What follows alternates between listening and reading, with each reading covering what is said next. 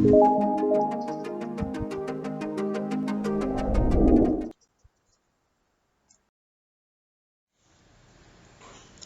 day, learners! Welcome back to General Mathematics Learn by Video series. This is still brought to you by QuexHub, Smart Mobile Learning, and PertDC Learn Hub. I am Engineer Rex Jason H. Agustin, and we are now on the fourth installment of Introduction to Functions. This is still under Part 1, Functions and their Graphs, and this will be our last lecture video for Introduction to Functions. Our targeted most essential learning competency for this session is solve problems involving functions. Our topic outline: first, identifying functions; second, expressing functions; third, determining domain of functions; and last, evaluating functions. In line with our MELC, our learning objectives are to express a function and determine its domain, and evaluate functions and solve problems involving functions. Let us start with identifying functions. Example number 1. Which of the following mapping diagrams represents a function? Let us first recall that a function is a relation where each element in the domain is related to only one value in the range by some rule. So for mapping diagram A, we can see that there is an element in the domain that corresponds to two values in the range. One corresponds to both 10 and 30. Thus, it does not represent a function. For mapping diagram B, we can see that each element corresponds to only one value in the range. So this represents a function. Okay? And for mapping diagram C, we can see that there are elements in the domain that corresponds to two values in the range. 5 corresponds to both -3 and +3, and 12 also corresponds to both -4 and +4. Thus, mapping diagram C does not represent a function. Okay? Example number 2. Determine whether the following graphs represent functions of x or not. For us to easily determine whether these graphs represents functions of x or not, we can apply the vertical line test. The curve is a graph of a function if the vertical line intersects the graph at exactly one point only. For graph A, we can see an ellipse whose equation is x squared plus 4y squared equals 8. Now to know if this represents a function, let's just draw a vertical line and then move this vertical line from left to right. We can see that there are instances that the vertical line intersects the curve at 2 points. So this graph does not represent a function. For graph B, we can see a parabola that is opening upward whose equation is y is equal to x squared minus 3.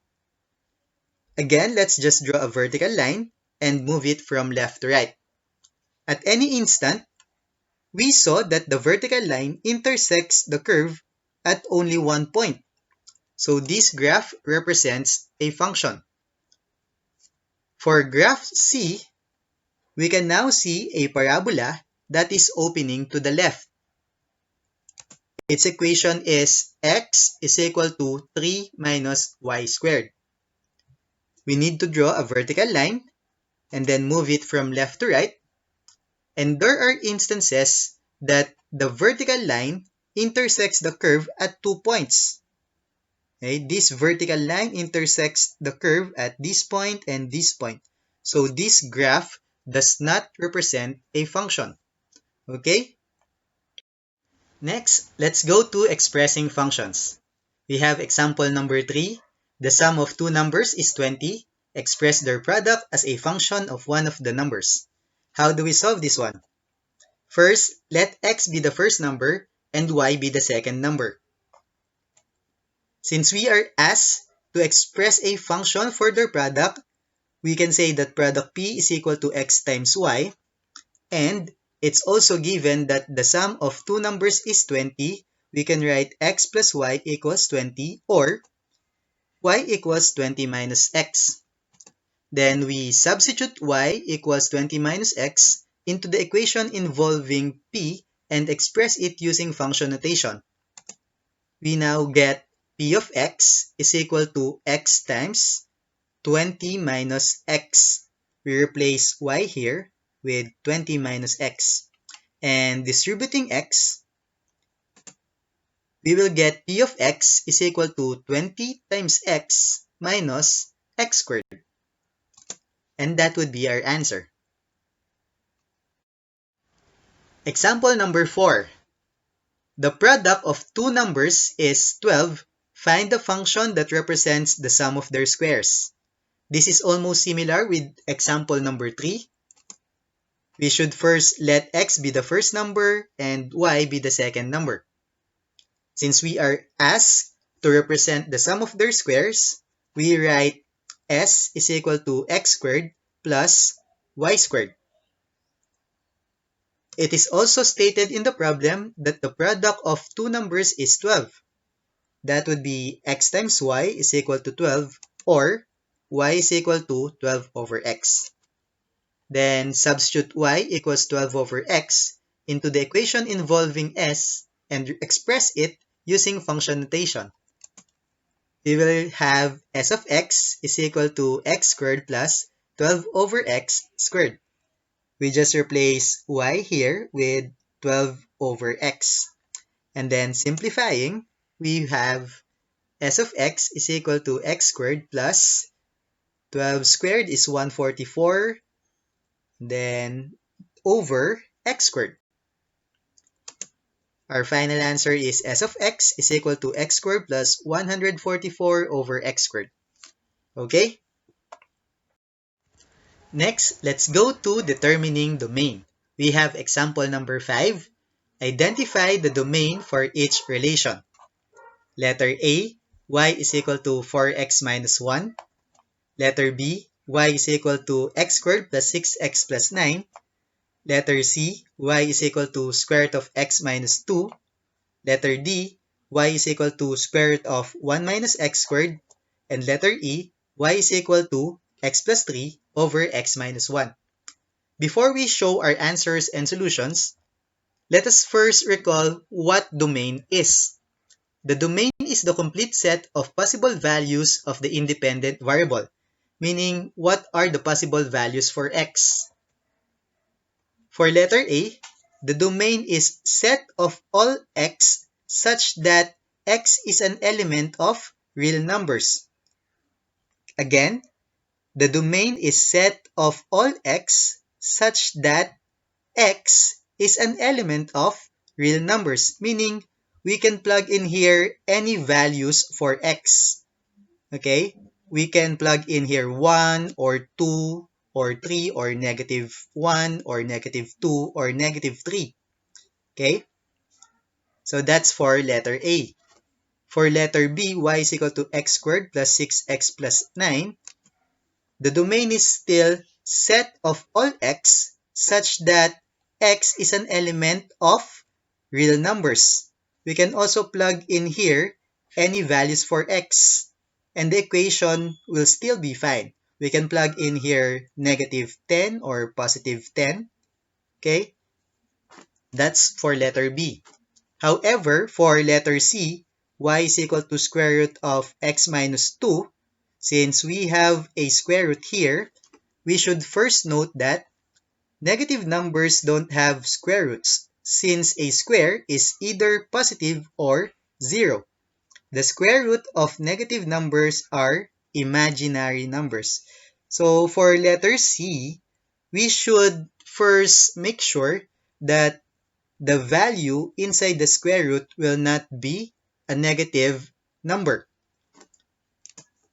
So for letter C, we have x minus 2. Okay? That's the one inside the square root. It should be greater than or equal to 0. Transposing negative 2, we get x should be greater than or equal to 2.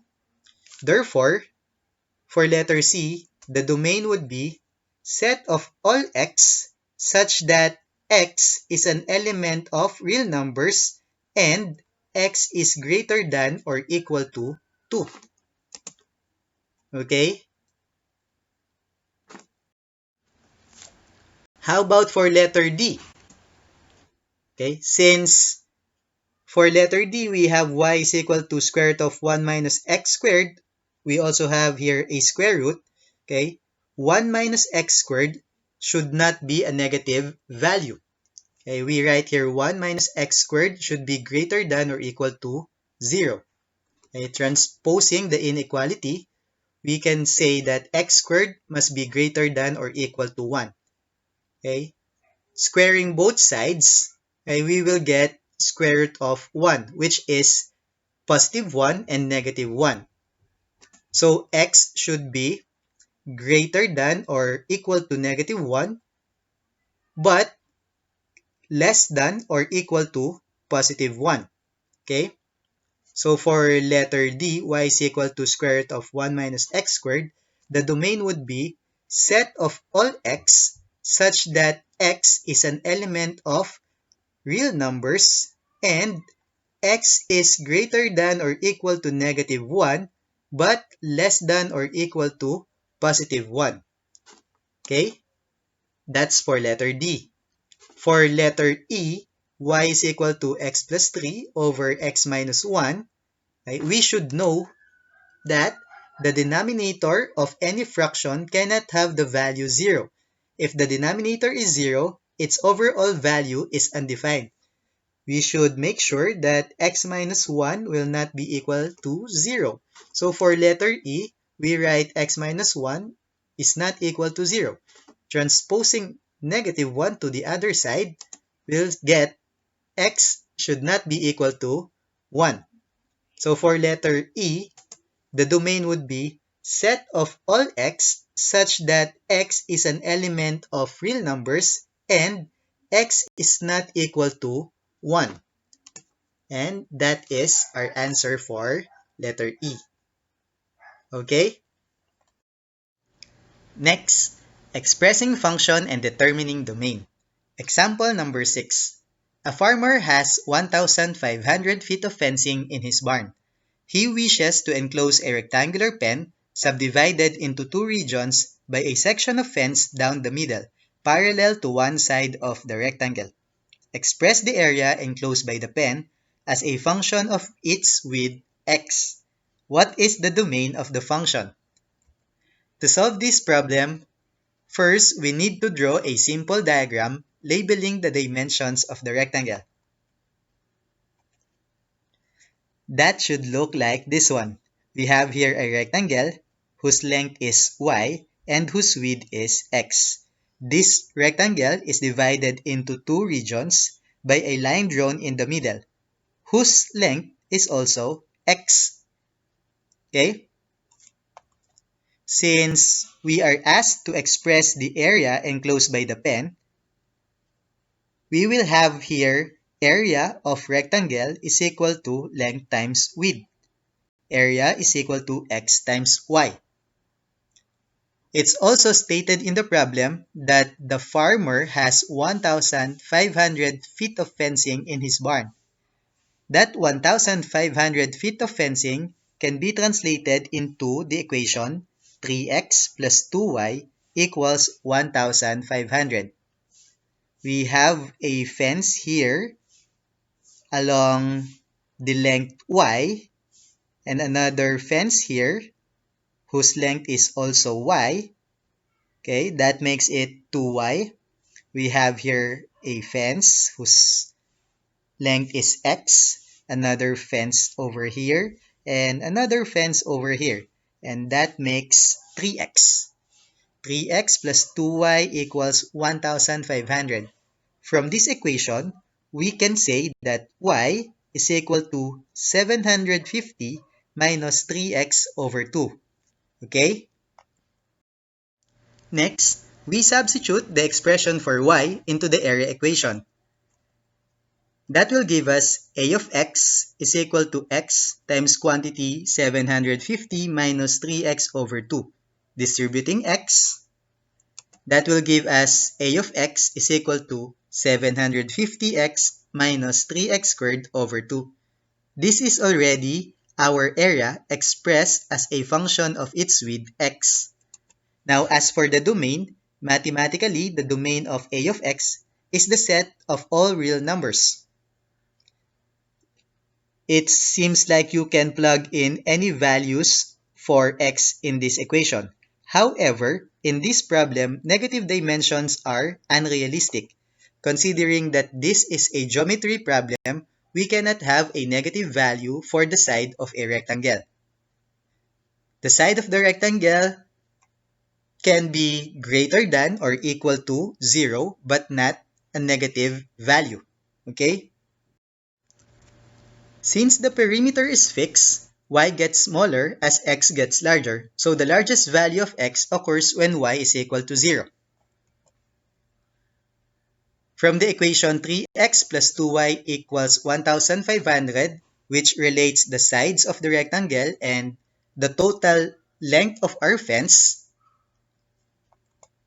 we will have 3x is equal to 1,500 if we let y to be 0.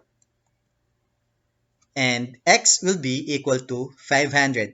This gives us the maximum possible value for x. Therefore, our function is a of x is equal to 750x minus 3x squared over 2, where x is greater than or equal to 0 but less than or equal to 500. Okay?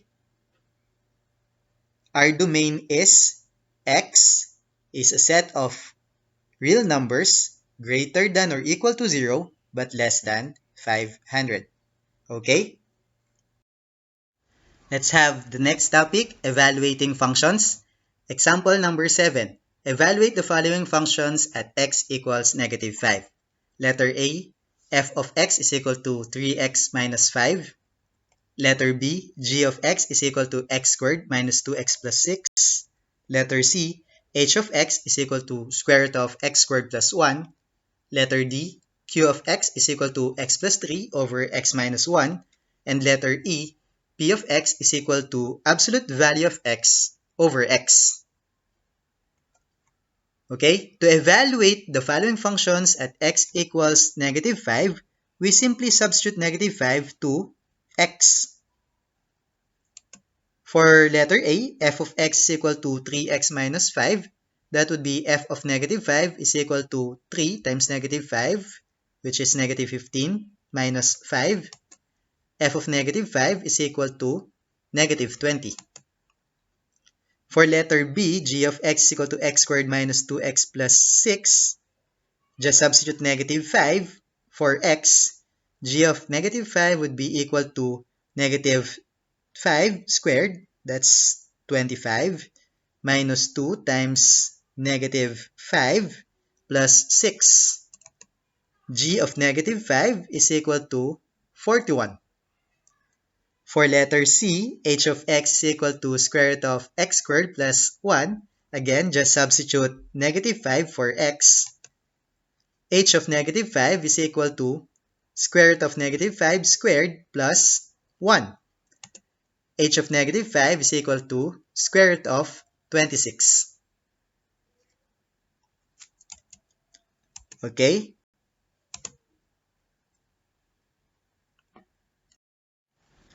Next, for letter D, q of x is equal to x plus 3 over x minus 1. Just substitute negative 5 for x. Q of negative 5 is equal to negative 5 plus 3 over negative 5 minus 1. Q of negative 5 is equal to negative 2 over negative 6. This can be simplified into 1/3. Q of negative 5 is equal to 1/3. Okay? For letter E, P of x is equal to absolute value of x over x. P of negative 5 is equal to absolute value of negative 5 divided by negative 5. The absolute value for negative 5 is positive 5. So P of negative 5 is equal to positive 5 over negative 5. That is equal to negative 1. P of negative 5 is equal to negative 1. Alright? Next, example number 8. Given the piecewise function f of x is equal to x plus 3, if x is less than or equal to 1, and f of x is equal to 7x plus 1 if x is greater than 1, evaluate the following. A. F of 0, B. F of 2, C. F of negative 2. For letter A, f of 0, we use the first formula. F of x is equal to x plus 3 because 0 is less than 1. F of 0 is equal to 0 plus 3. F of 0 is equal to 3. For letter B, f of 2, we use the second equation. F of x is equal to 7x plus 1 because 2 is greater than 1. F of 2 is equal to 7 times 2 plus 1. F of 2 is equal to 15. For letter C, f of negative 2, we use again the first equation. F of x is equal to x plus 3 because negative 2 is less than 1. F of negative 2 is equal to negative 2 plus 3. F of negative 2 is equal to 1. Alright. Next, let us have expressing and evaluating function. Example number 9. You have a summer job that pays time and a half for overtime. That is, if you work for more than 40 hours per week, your hourly wage for the extra hours is 1.5 times your normal hourly wage of 200 pesos. Letter A, write a piecewise function that gives your weekly pay P in terms of the number of hours H you work. And letter B, how much will you get if you work for 45 hours? Our solution would be for letter A, we note that for up to 40 hours, your pay is given by 200H. Okay? If we work for 40 hours or less, the pay would be 200 times H. But for over 40 hours, your pay is given by 200 times 40. This is your regular pay plus 1.5 times 200 times H minus 40. So this part is your pay for your overtime. Okay? Simplifying this, we can get 300H minus 4,000. So this is for working for more than 40 hours. 300H minus 4,000. The piecewise function would be P of H. So this is your pay in terms of H. And that is equal to 200H if H is greater than or equal to 0, but less than or equal to 40 hours. P of H is equal to 300H minus 4,000 if H is greater than 40 hours. Okay, this is our answer for letter A. Now for letter B, to find how much you will get paid for working 45 hours, use P of H is equal to 300H minus 4,000. We're going to use the second equation instead of the first one because 45 hours is greater than 40. Now let's just substitute 45 in the second equation. That would be P of 45 is equal to 300 times 45 minus 4,000. P of 45 is equal to 9,500 pesos. If you work for 45 hours in a week, you will get a pay of 9,500 pesos. And that's it. Alright, let's check what have we learned. In this session, we were able to express a function and determine its domain, and we were also able to evaluate functions and solve problems involving functions. Okay? That ends our General Mathematics Introduction to Functions. I hope that you've learned something from this series. And in our next video, we're going to proceed to our next topic, rational functions. For more related practice problems, you may use our QuexBook General Mathematics app available from Google Play Store and answer Chapter 1.